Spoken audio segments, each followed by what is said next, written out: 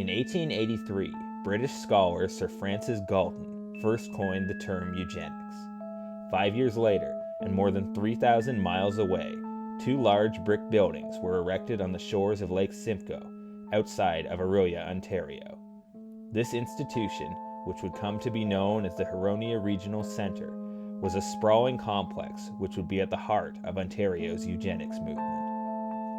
Ontario eugenicists, like Dr. Helen McMurtry and Dr. Charles K. Clark, pushed to label thousands of Ontarians feeble-minded or mentally defective, sending them to institutions like the one in Orillia.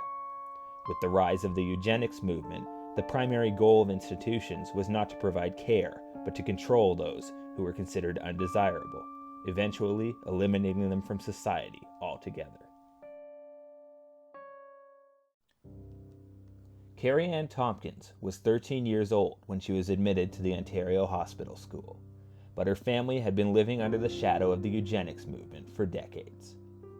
It began in 1916, 1 year after Helen McMurtry was named Ontario's Inspector of the Feeble-Minded.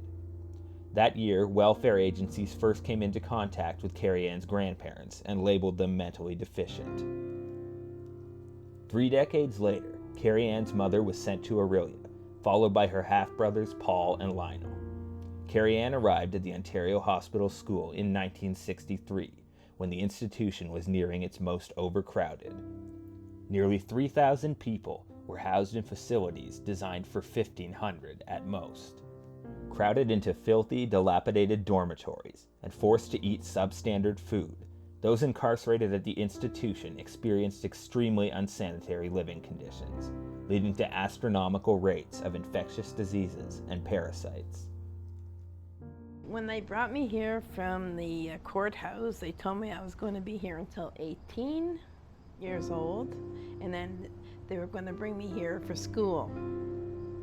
I came here with a policewoman, and I was admitted into this isolation ward, which is a place where you go, where you decide where you go before you enter any cottage. But in here, they cut my hair like a boy, and it was so horrible. And then they checked me for lice to see if I had any bugs in my head, and then they sent me to K3. The large brick buildings which made up the Ontario Hospital School were called cottages. Each cottage was designated with a letter, and each floor was given a number. Cottage K was one of the oldest buildings at the institution and housed girls deemed intelligent enough to receive education. Government documents indicate that abuse was endemic to the Ontario Hospital School. Staff used fear as a tactic to control the population of residents who far outnumbered them.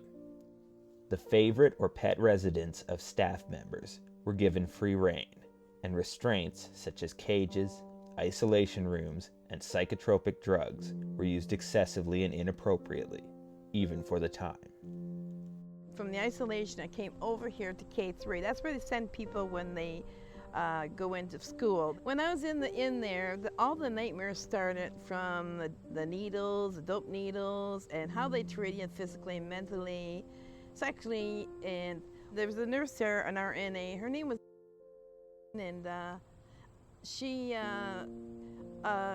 called me Bug Eyes, you know, and I was just like, we sitting on the floor, and then I got smashed in the face.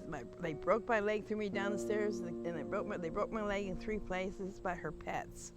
And when I was in there, I was in agony.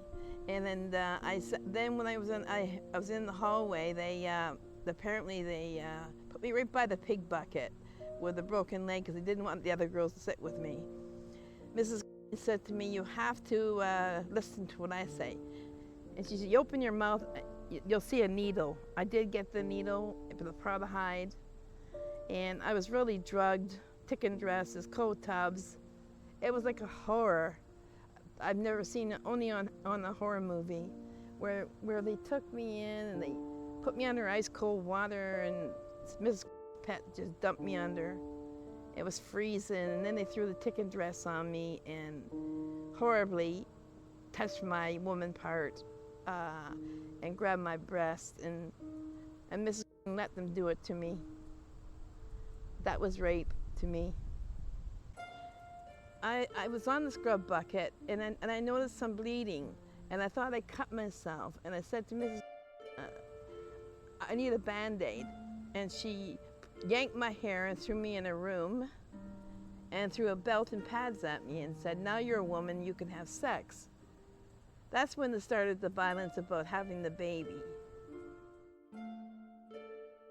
I was sexually assaulted by a staff that worked here, and I got pregnant by him, and they ripped the baby out of me, and they really hurt me when they were doing it, because they just took the baby, and when I heard it cry, and then I heard the neck crack, and I sadly said, what was it, a boy or a girl? And all they could say, it's a girl.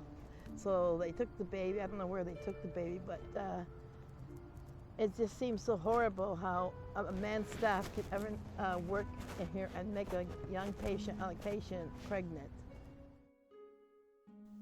Because large institutions like the one in Orillia were extremely expensive to operate, the forced and unpaid labor of residents had always been viewed as a necessity.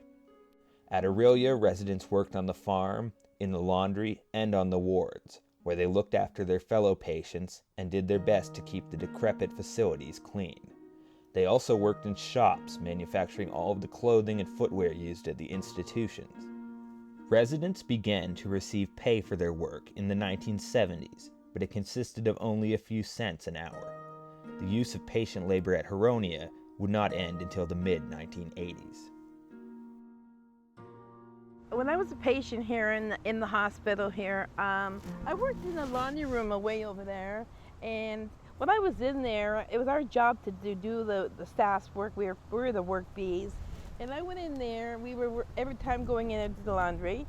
So apparently, when we were in there folding sheets and whatever, one of the male laundry room staff had put a patient into the dryer, which we all were told not to say anything.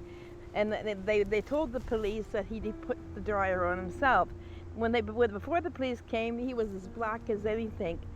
He was burnt to death from the dryer. There were those great big washers and dryers in there.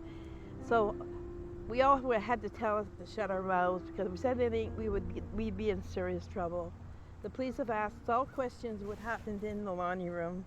Of course, I seen the body. And they took it out the back room, which probably would be that way, and the guy was covered over. During the first 100 years of the Huronia Regional Centre's operation, more than 4,000 residents died behind its walls. An unknown number of patients were buried in the cemetery located on the institution grounds. These graves were once marked with numbered stones, but these were removed and used to pave pathways. Today, only a handful of named and numbered markers remain, and no one knows for certain who is buried where. After spending much of the 1960s in Orillia, Carrieanne was transferred to the Muskoka Centre, a smaller institution located in Gravenhurst. She later spent time at the Lakeshore Psychiatric Hospital in Etobicoke before finally returning to the community. Today, the things she witnessed in institutions continue to haunt her, and she works with Remember Every Name, a group of survivors and their supporters dedicated to uncovering the truth about the Huronia Regional Centre Cemetery and ensuring that what happened in institutions like Huronia is never forgotten.